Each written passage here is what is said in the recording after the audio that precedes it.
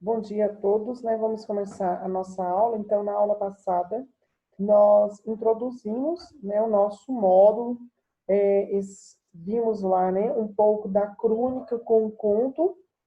Então, a autora, ela começa o seu texto com uma crônica e depois desencadeia um conto que foi dividido em 3 partes, né?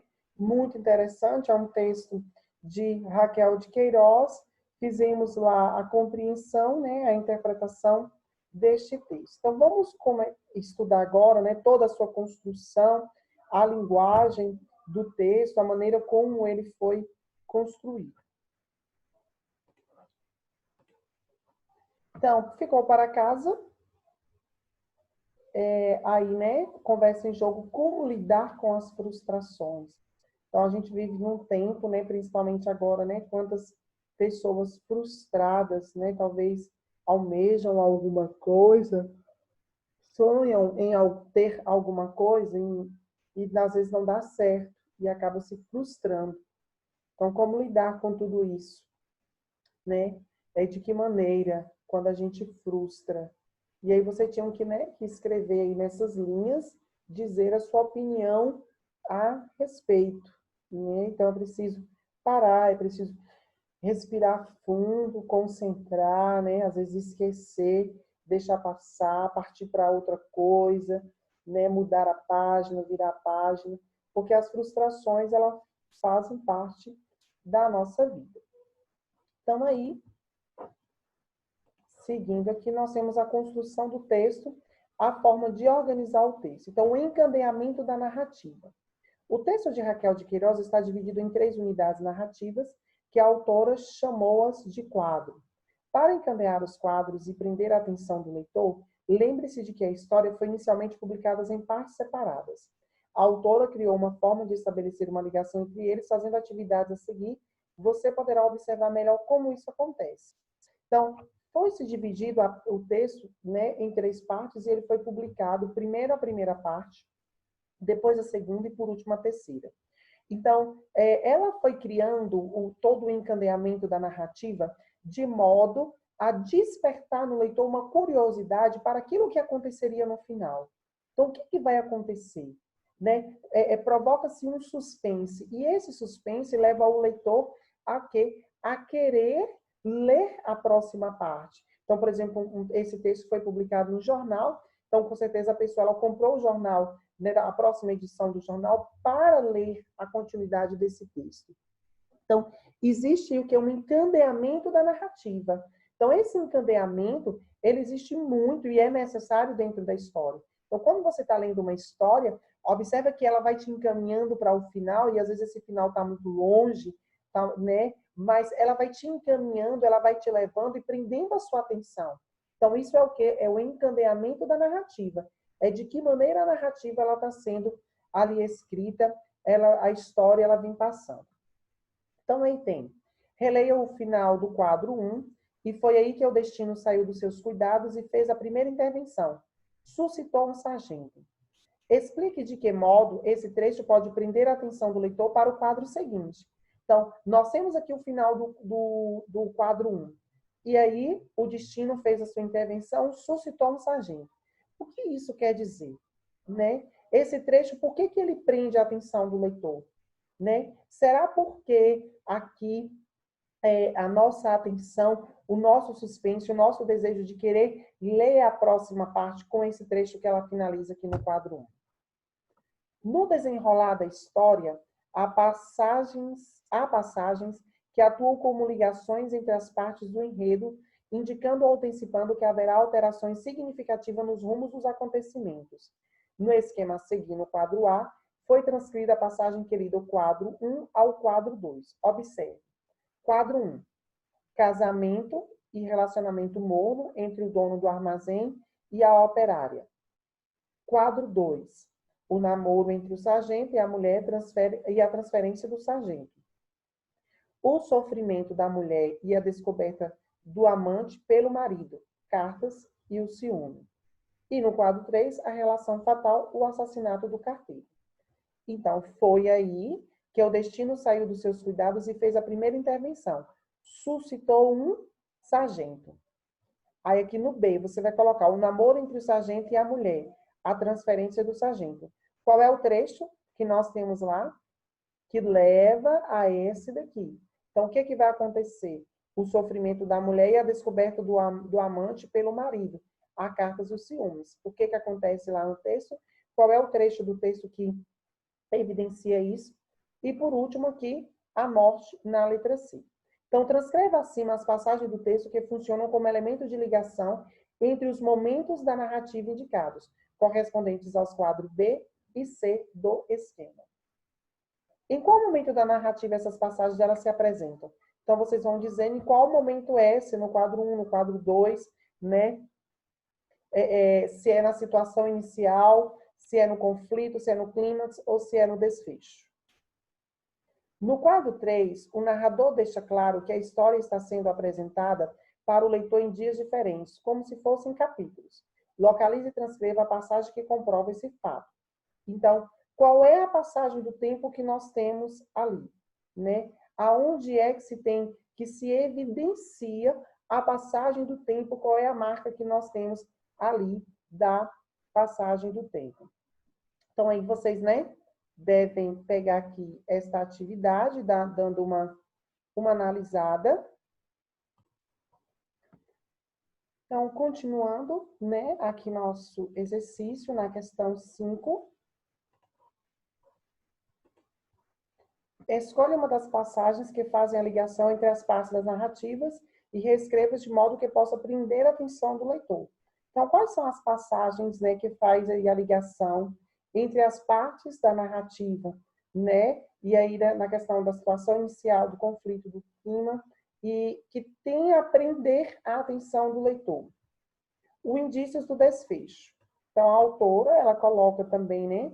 Ela vai dando pistas ao longo do texto para aquilo que vai acontecer no final. Então, além dos recursos usados para encadear as partes dos quadros da história, que acabamos de analisar, o narrador emprega a estratégia de dar pistas ou indícios sobre o desfecho para atrair a atenção do leitor. Então, assinale a alternativa que representa esses indícios. Fazer a descrição detalhada das personagens, não revelar nomes dos personagens, utilizar o termo vingança no título, dizer de início que se trata de um crime. Então, qual desses elementos já nos dá indícios para o desfecho, para a parte final, né? O que remete aqui para o final? Há indício do desfecho da história que é apresentado no próprio título, por meio do uso da palavra metonímia. Ao ler esse termo, o leitor é convidado a pensar sobre o que é uma metonímia ou sobre a relação que a ideia de metonímia pode ter com a história. Então, quando a gente tem lá a palavra metonímia, será nós que, por exemplo, já estudamos sobre essa figura de linguagem, conhecemos essa figura de linguagem, ficamos pensando, por que a autora ela colocou esse título? Metonímia ou vingança do enganado? Qual a relação deste termo com esta expressão, a vingança do enganado? Então, aparentemente, isso pode ser esquecido no decorrer da leitura da narrativa principal, ou seja, do conto que existe dentro da crônica. Mas o leitor atento pode recorrer a ela para tentar buscar as pistas para compreender a história que acompanha. Então, ao longo do conto, a gente pode esquecer essa palavra metonímia, porque a metonímia ela é utilizada, a autora ela utiliza já ali no início, né, do texto, da crônica, é uma crônica, a primeira parte do texto, na questão do peito entreaberto. Então, à medida que a gente vai lendo, a gente esquece da metonímia, mas um bom leitor, né, vai interpretar, vai ler isso, vai ficar com isso para si, para ser utilizado depois na compreensão. Então, considerando o que você sabe sobre metonímia, explique como pode ser interpretado o desfecho da história relacionado com essa palavra do título. Então, qual a relação do desfecho com o final da história, com o título metonímia? Então, a participação do narrador. Aquele que narra uma história, introduzindo as personagens e contando os fatos que se sucedem em determinado tempo e espaço, é chamado de narrador. Quem narra, né? Quem conta a história. É o autor quem escolhe o tipo de narrador para a sua narrativa. Na literatura, não se deve confundir a figura do autor com a figura do narrador, que é um elemento de ficção no texto, uma invenção literária. Então, nós precisamos compreender isso, né? Lá nos textos poéticos, a gente tem a questão do eu lírico, que é a voz do poema. Então, aqui nós temos o narrador. Então, no texto narrativo, nós vamos ter um narrador que ele não é o autor.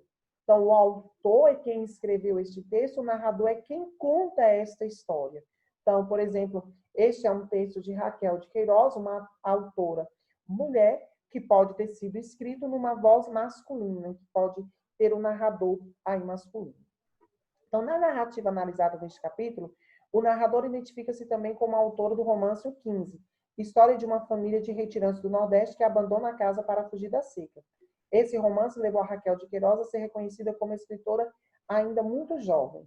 No quadro a seguir, reveja o estudo dos tipos de narrador, analisando o modo como esse se comporta na narrativa. É esse o comportamento do narrador que define o que se denomina foco narrativo. Então, os tipos de narrador. Então, aí nós temos o narrador, é aquele que conta a história, dependendo do modo como se comporta na narrativa, o narrador ele pode ser narrador observador e neutro. Sua presença não é percebida pelo leitor, porque ele apenas conta os fatos sem se manifestar, interferir ou dar opinião ao longo da narrativa. Nesse caso, o foco narrativo é em terceira pessoa. Então, qual é o foco narrativo? O foco narrativo é dizer em que pessoa ele está sendo narrado, né? Este texto, qual é essa narrativa? Ela tem por narrador, um narrador observador e neutro, e ele está narrado na terceira pessoa, que pode ser do plural, que é elas ou eles, ou do singular, ele ou ela.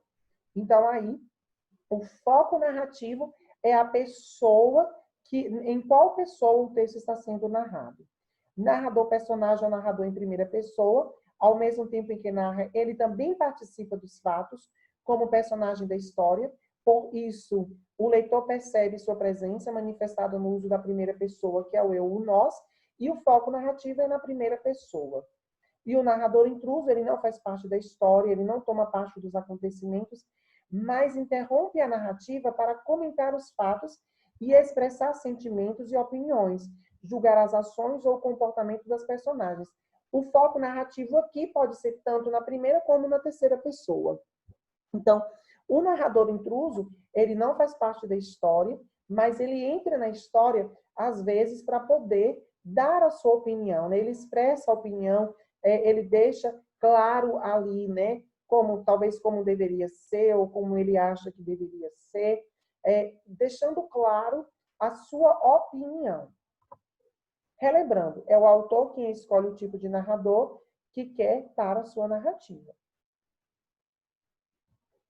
Então, aqui, nós temos esse exercício, vocês vão dar uma olhada aí, fazer esse exercício, e, posteriormente, nós vamos fazer a correção. Então, aqui nós temos, né, depois, os recursos estilísticos, e o recurso que ela utilizou foi a metonímia, né? E aí, como nós já estudamos, vocês realizam aqui essas atividades sobre a metonímia. Também um outro recurso foi a ironia, o polissíndeto, né, que é a justaposição, e aí até a página